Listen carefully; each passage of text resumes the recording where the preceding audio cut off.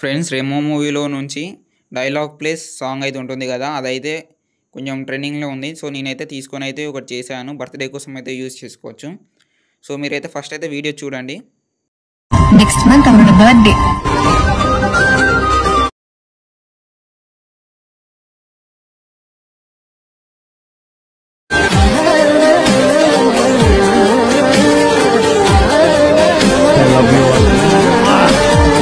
Friends video చూసారు కదా! నచ్చితేనైతే like చేయండి.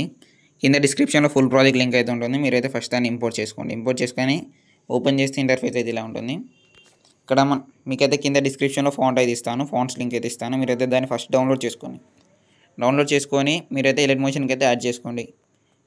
యాడ్ చేసుకున్న తర్వాత ఇక్కడ మనం అయితే ఫోటోస్ అయితే యాడ్ చేసుకోవాలి. నెక్స్ట్ ఇక్కడ మీరైతే ప్లస్ ఐకాన్ మీద క్లిక్ చేయండి. క్లిక్ చేసి మీడియా మీద సెలెక్ట్ చేసి ఇక్కడ మీకు నచ్చిన ఫోటో అయితే యాడ్ చేసుకోండి. యాడ్ చేసుకున్న తర్వాత పైన 3 డాట్స్ మీద క్లిక్ చేసి ఫుల్ కంపోజిషన్ ఏరియా అయితే చేసుకోండి. చేసుకున్న తర్వాత ఇక్కడ ఎక్స్ట్రా ఉన్న పార్ట్ని అయితే ట్రిమ్ చేసేయండి. బీట్ మార్క్ సెట్ చేసుకొని నెక్స్ట్ ఇంకో ఫోటో అయితే యాడ్ చేసుకుందాం. నెక్స్ట్ ఈ ఫోటో యాడ్ చేసుకొని ఫుల్ కంపోజిషన్ ఏరియా చేసుకుందాం. చేసుకున్న తర్వాత ఎక్స్ట్రా ఉన్న పార్ట్ని అయితే ట్రిమ్ చేద్దాం. ఇలాగే మనం అయితే అన్ని ఫొటోస్ అయితే యాడ్ చేసుకుందాం.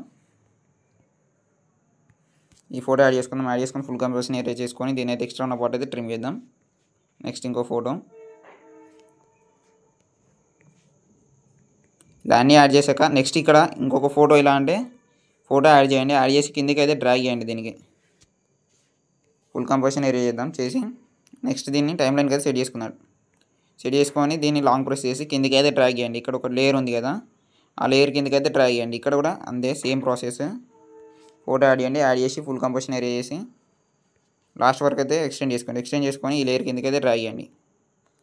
నెక్స్ట్ బ్యాక్ వచ్చేసేయండి. బ్యాక్ వచ్చేసి మీరైతే కింద డిస్క్రిప్షన్లో ఎఫెక్ట్స్ లింక్ అది ఇస్తాను. మీరు దాన్ని ఫస్ట్ ఇంపోర్ట్ చేసుకోండి. ఇంపోర్ట్ చేసుకొని ఓపెన్ చేసుకోండి. ఓపెన్ చేసుకుంటే ఇంటర్ఫేస్ అయితే ఇలా ఉంటుంది.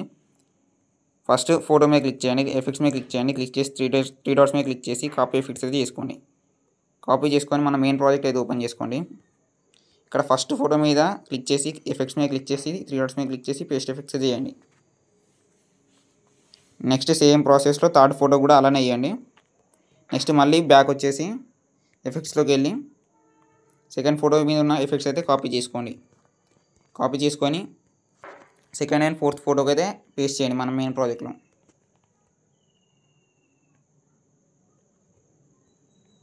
నెక్స్ట్ మళ్ళీ బ్యాక్ వచ్చేసి థర్డ్ ఫోటో మీద ఉన్న ఎఫెక్ట్స్ అయితే కాపీ చేసుకోండి.